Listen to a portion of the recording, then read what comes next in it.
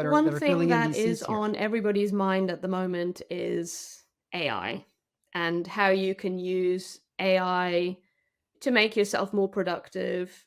But I think there are a lot of things that we don't know yet about the capabilities of AI, but it is an opportunity for businesses to be better at what they're doing. But I think one of the principles that and methodologies, as you mentioned, that we take into consideration is that actually you need to start from scratch. You need to understand whether or not you have the right tools in the business to use. So, yeah, AI might be a great thing to help with some parts of productivity, but actually, are you forgetting about the basics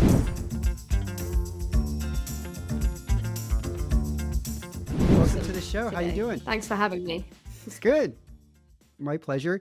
Let me give the audience a little bit of background about you. Kelly Goss is a business process automation specialist. She is the author of Automate It with Zapier in Generative AI. She's the founder of Solva, a digital agency that helps businesses increase productivity using streamlined systems, automated processes, and AI. I first met Kelly a few years ago when we shared tips. She shared tips on how to use and integrate Zapier with Bonjoro, which is a video tool that you use to send personalized videos. And since then, we've become friends. And she's also helping me streamline my business. So, Kelly, I thought we could talk about three different topics. The first one, no code. The second one, Solva, which is your business. And the third one, the different methodologies that you teach when it comes to automation. All right. So, the first one, no code. You are a no code educator. What does that mean? No code Specifically, what do you is teach? basically just a fancy term for doing stuff without the need to use any code. So you don't have to be a developer or a programmer to use no code principles and no code tools to build systems and workflows for anybody, for yourself or for businesses if you're doing consulting work. So that's essentially what no code is. It means that anybody from any kind of background can learn how to make themselves more productive with software that's available on the market without having to develop that software. And what do I teach? So I'm really passionate about this area. I think mainly because I've come from a background where I wasn't technical. I had a really sciencey background right at the beginning of my career. And I've gone as you do in life, everything brings you to where you are now. And I've gone through these different phases in my career, experiencing difficulties in, I guess, being productive in a business that I had previously, burning out, all of those things that most entrepreneurs have to experience because when you're running a business, you start out and you have to wear all these different hats, marketing, sales, you have to be good at everything basically, and you spend so much time doing everything. And what I do now, other than the consulting side in terms of education, I'm really passionate about helping people to understand how they can be more productive with that are available for to anybody and really cost effectively as well. So I think my main passion is teaching people to learn how to use no code workflow automation tools like Zapier, which means that you can create a bespoke workflow to connect different tools that you have in your business without having to write a line of code. It's all there built in an editor that you can create really easily. And now a lot of these tools have got AI built into them that make it even easier to do things. So that's pretty much what I teach people about. But I do speak at different events and that kind of thing. Again, more on the broader topic of no code and process automation and systems and process improvement and that kind of stuff. So, yeah. Yeah.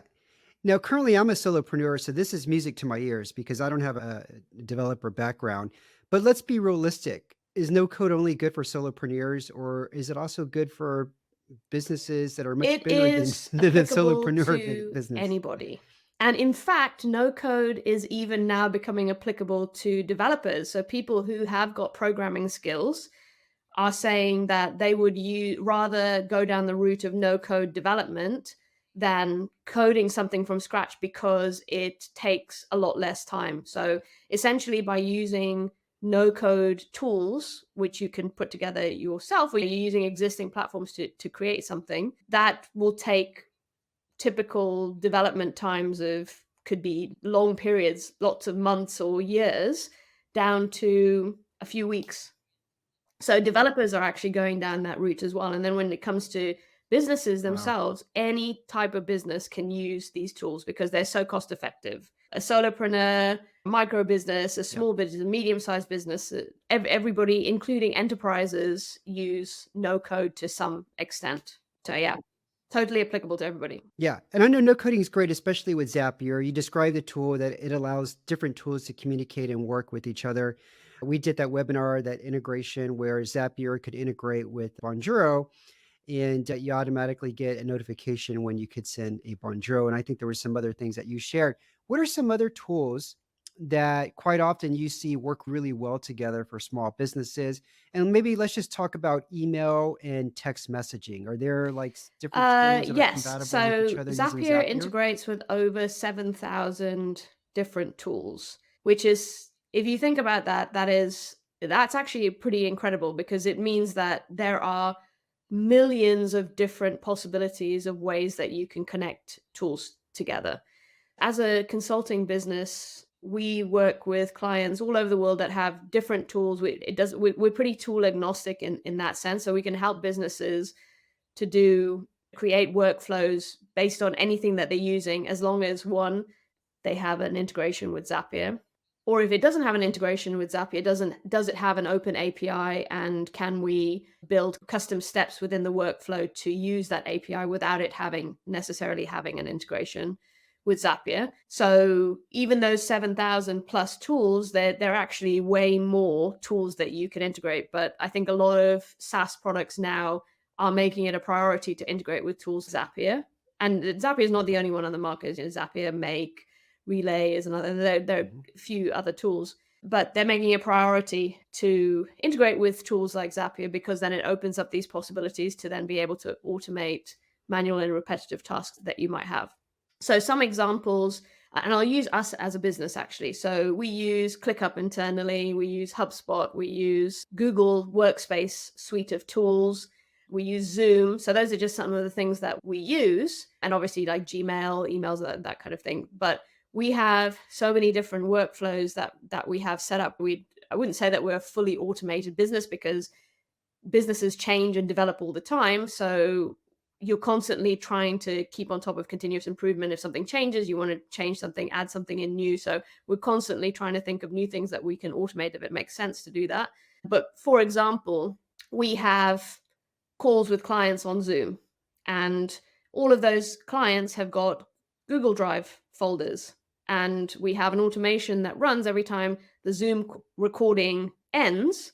We have an automation that runs to find the client folder based on how we've named the meeting, find the client folder and upload that Zoom recording straight into that client folder, which means that we know where we can find recordings. We don't have to search for things. We know where the client folders are. And so it's the same thing with creating projects. When we have new clients that start with us, we have a whole onboarding automation that runs to create those client folders, create client projects, create documentation from templates, and a lot of other things. So that's just one example, but there's so many countless things. We do a lot of work around CRMs for clients. So there's so many automations that you can build around those particular things. But one thing is important to mention, that Zapier is like the end of the process. What people should be doing is making sure that if they've got a tool that they're using, say, for example, a CRM, they're optimizing what they can use within that tool. So if there's built-in automation, use that automation first before you're then relying on Zapier, because you could do everything in Zapier, but then that's costing you money. So optimize what you're using first. And yes, you asked about email and Right. SMS. Was that Yeah. SMS? Loads of SMS. Yes. Yes. things on the market. Like I said, 7,000 plus tools. I'd have to look at the Zapier directory, but they actually have a section on SMS and communication. So you can actually see what different tools integrate with Zapier. They have their own built-in SMS tool that you can use for free, but you can't use it for sending to other people, but you can use it for sending to a number that you own. So you can actually get like SMS reminders for different things if you wanted to set up a workload like that. There's a WhatsApp integration, so that's SMS as well. And then I can't think actually off the top of my head, Twilio. You can send SMS with Twilio, and there are a few other probably several hundred SMS tools that you can use to integrate with Zapier. Wow. Wow. Okay. I'm pretty excited. You've got me using Pipedrive right now, which is a CRM. And I know I'm just scratching the surface of what it does, but now I'm wondering if within Pipedrive, if I can automatically get folders in Google Drive if I'm onboarding like a new client or starting a new campaign or something. I don't know if I can do that now within the Yeah. platform. There's But all anyway, this you're just cool giving me stuff that you ideas can do. on what to You do. could Yeah.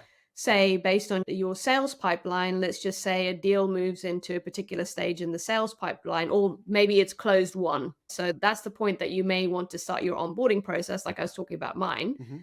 So you could then use Zapier to, once that deal has been marked as closed won, to then create a folder in whatever location you want in a client folder. And obviously, if you've got a signed contract or something like that, you could actually move that file wherever that is based on whatever your storage locations are, and then move that document into that new client folder so that you've got everything in one place.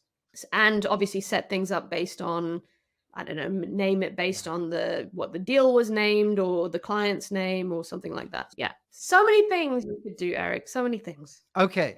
Yeah, no, I'm pretty excited. I can't wait to show you what I've done so far, but we'll save that for later. Okay. The second thing I want to touch up on, Kelly, real quick, is your business, Salva. What are some of the most common things that you help clients with?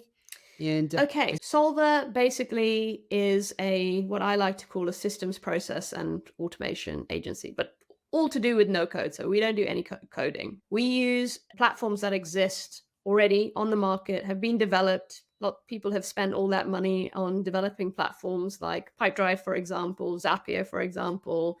SmartSuite is another one. So we help businesses to either implement specific types of software. So they may be coming to us because we're a Pipedrive partner and they want to digitize their sales process, or they might be using Pipedrive already and they want to optimize their sales process. And they also then want to automate different things that they're doing to make themselves more efficient and get more sales, essentially. So we help them with specific tools like Pipedrive or SmartSuite, which is another very cool no code database where you can basically build a whole load of stuff in it, like CRMs, project management tool, inventory trackers. You can build this all out yourself. It's like Lego, piecing things together.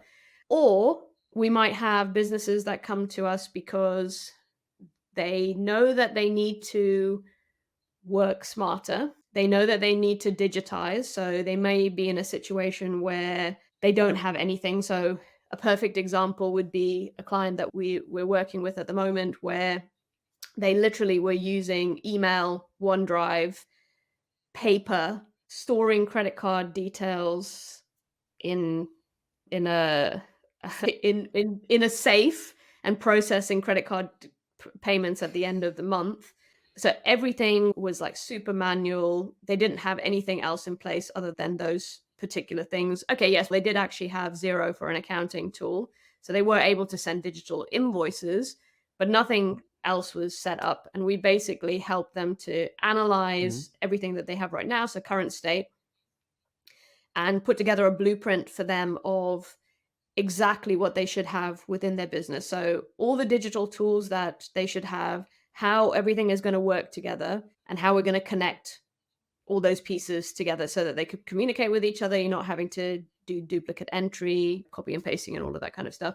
And we've taken them from a system where everything was pretty manual to them where they were spending 3 days sending invoices to a system where they have a CRM, they have a timesheet management tool, they have direct debits, and so they can take money by direct debits and automated Stripe payments as well.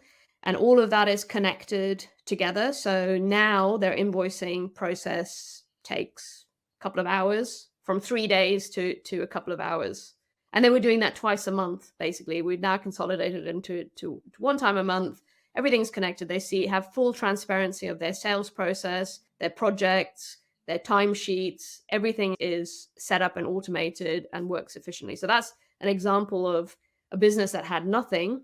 But we've also got businesses where they do have certain tools in place. They may not be using them properly. They're not connected. We help them to understand what the right tools are for them as a business. So we're not in the frame of mind to say, okay, this we're going to take this out of the picture because we have a preference for something else. We're not in the habit of doing that. What we want to say is, okay, is this tool fit for purpose? And if it ticks 80 to 90% of what you need to, don't replace it, optimize it, connect it to other things that you're doing. So we help businesses to look holistically at everything that they're doing within the business, optimize what they're doing with the right technology, streamline processes, ultimately automating so that they're much more productive.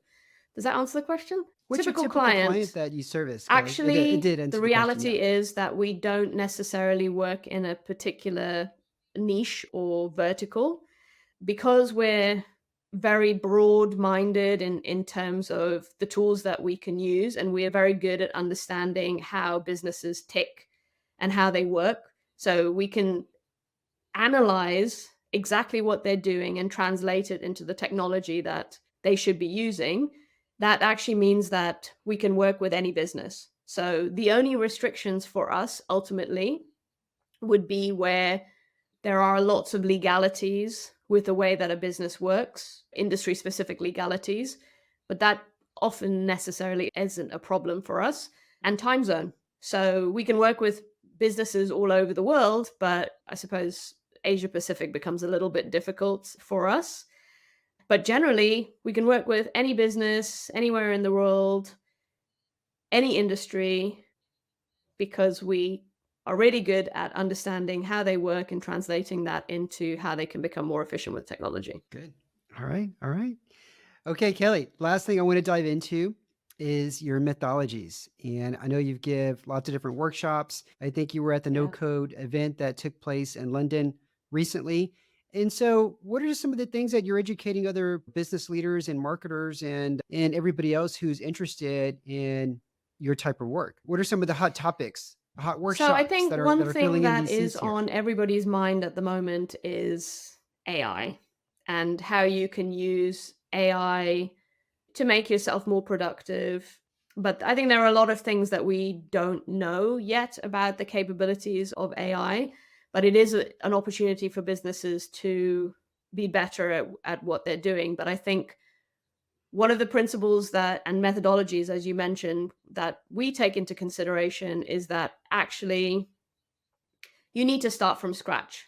You need to understand whether or not you have the right tools in the business to use. So, yeah, AI might be a great thing to help with some parts of productivity, but actually, are you forgetting about the basics? So, if you have the right tools in place to do the jobs that you need to do, we talk about CRM. Perfect example CRM. If you have a good CRM and that CRM has great automation and features and functionalities built into it, chances are they're also probably building in AI functionality. So that means that you don't then need to learn about how to use 10 different AI tools. Actually, you might have tools that you already use in your business where you can actually optimize the way that you work using built-in AI functionality. That's always an important thing to take into consideration. So go back to basics. Are you using the tools correctly? Have you got a really good way of working? Have you optimized that way of working? And then that's when you start thinking about automation and AI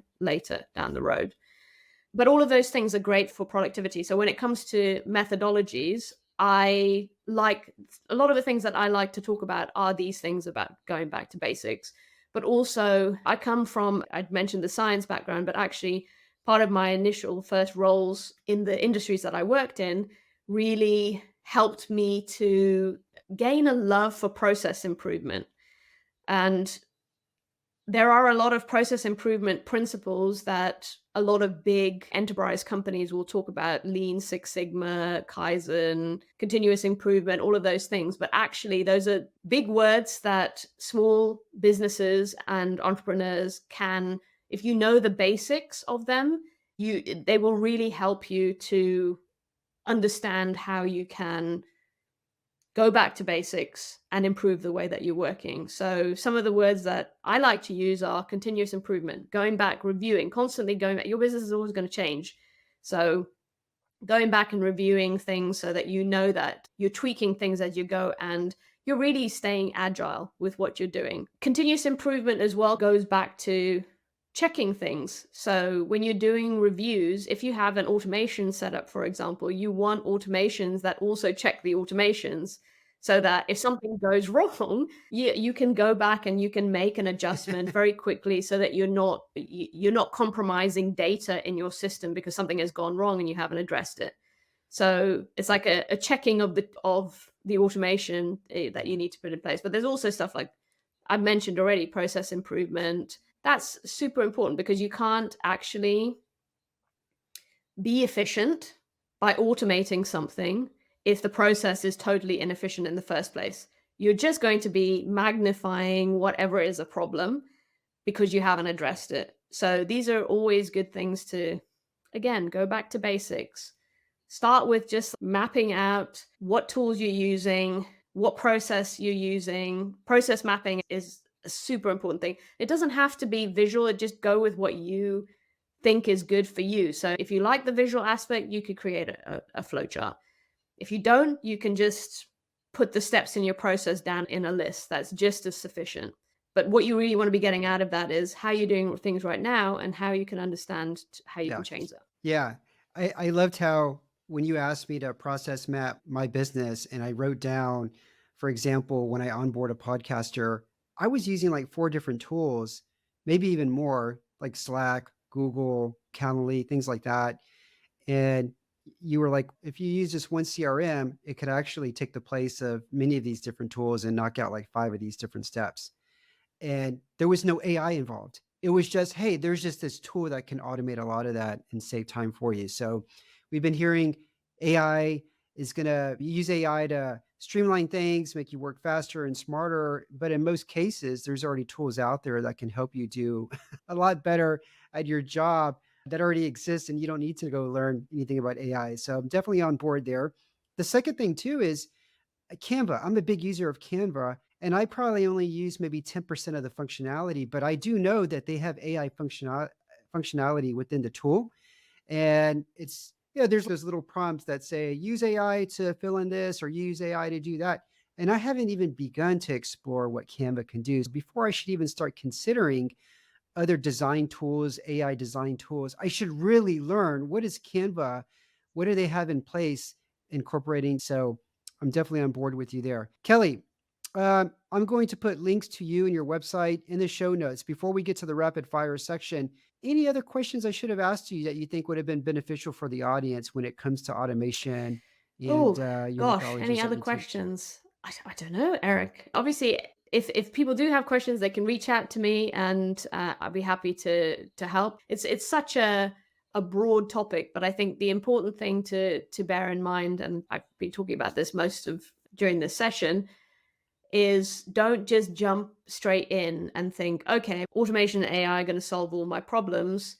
Actually think about what you're trying to achieve in the first place and is there a smarter way of doing it? Because actually, the reality is you may not need to use a bespoke, custom built workflow. You could actually use functionality in tools that you're using. So, like you're talking about Canva, yeah, there is so much cool stuff in Canva. You can take a bunch of text and change languages. You can change images. There's like a whole load of stuff that you can do. And why would you want to go and start looking for something else unless you know this? There are specific things that you can't do with it. Yeah, gosh, Yep. yeah. Under Okay, rapid pressure. fire questions. Give me Go the on. first thing that pops into your head. You ready? Okay, first one here. A silly What reason I is a once silly cried. reason you once cried? Gosh, I don't know. Maybe knocked over my favorite juice when I was a child. It's been a I don't maybe I just haven't cried in a long It's been a time. long time since you cried for no reason, huh? I got some crying, yeah, all that Okay. emotional build You up. got some crying to do, Kelly. Okay. I need to spill some juice. Yeah, yeah. Okay. Okay, next question for you. What is the most interesting thing you did in the last 26 26 days. days? Oh my gosh. That's a hard one. The most I have to say that actually oh yeah, actually, I went to Downing Street, number 10 Downing Street. That was the most interesting thing that I've done in the last 26 days. I think it was in the last 26 days. Yes, yeah. Okay, very Go on. cool. I remember seeing that picture on LinkedIn. Yeah. Okay, next question. Oh, yes. This is a What is silly your one, favorite right? I song? love Roxette.